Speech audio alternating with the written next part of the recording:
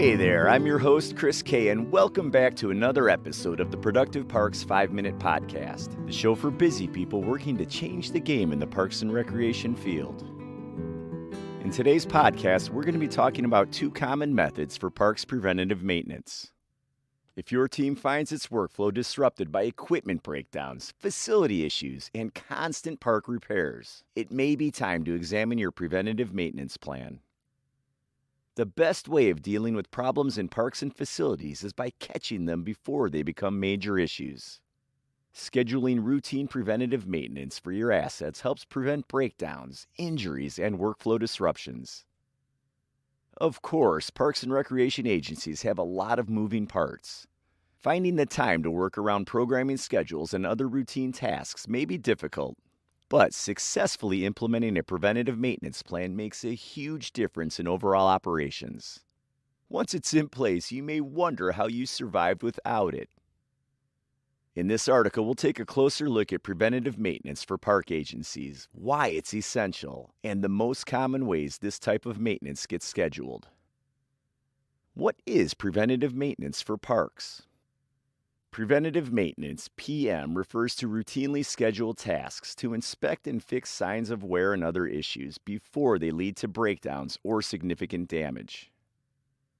For example, during a playground inspection, your staff may notice premature wear on the unitary surface. Staff alerts the maintenance manager to the issue. The work gets assigned to repair the small section before it spreads over a wider area. If that inspection never occurred, you may only become aware of the issue once the repair is much more expensive and labor-intensive. PM is also important for equipment assets. After all, going down a mower or two during the growing season disrupts carefully created schedules. But what if your crew spent a few minutes each morning checking the mowers for potential problems? Catching a low oil level or loose hardware before it leads to a breakdown can save countless headaches during the growing season. Parks and Recreation can use PM on assets like playgrounds, park structures, ball fields, facilities and facility systems, vehicles, mowers and other equipment, turf and landscaping, pools and aquatic features, parking lots, trails and paths, park and facility signage, fitness equipment. Benefits of preventative maintenance. You just read two examples of preventative maintenance in action. Let's take a closer look at other ways parks and recreation agencies benefit from PM. Benefits of a PM program include fewer work disruptions. Catching minor problems before breakdowns and mechanical failures can keep your team focused on what they need to complete, not constantly reacting to maintenance problems. Saving money. Equipment failures are costly to repair or replace. Staying on top of routine maintenance is more cost-effective. Also, when equipment runs well, it operates more efficiently, saving money on energy costs. Longer lifespan for assets. Regular inspections and maintenance help equipment and assets perform better and longer. Improves safety for staff and visitors. Unnoticed faulty equipment and safety hazards can cause serious injury. Staying on top of the equipment's condition leads to safer areas.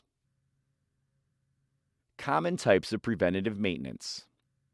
When setting up a preventative maintenance plan, many parks and recreation agencies choose one of the following to schedule the associated tasks.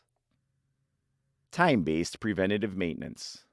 Time-based PM schedules tasks using calendar intervals. For example, changing the HVAC filters every 2 months, or performing a thorough playground inspection every 3 weeks. Creating a time-based PM schedule is fairly straightforward since the assets get inspected and maintained consistently. Advantages of time-based preventative maintenance include easier to schedule, less confusing to implement. Maintenance occurs at consistent, predictable intervals. Usage-based preventative maintenance. Usage-based PM takes into account intervals like mileage, hours used, and visitor patterns when scheduling maintenance tasks. Once the asset reaches a usage milestone, the PM gets performed. Following through with a usage-based PM plan can be more complicated because staff needs to be aware of and report how each asset gets used.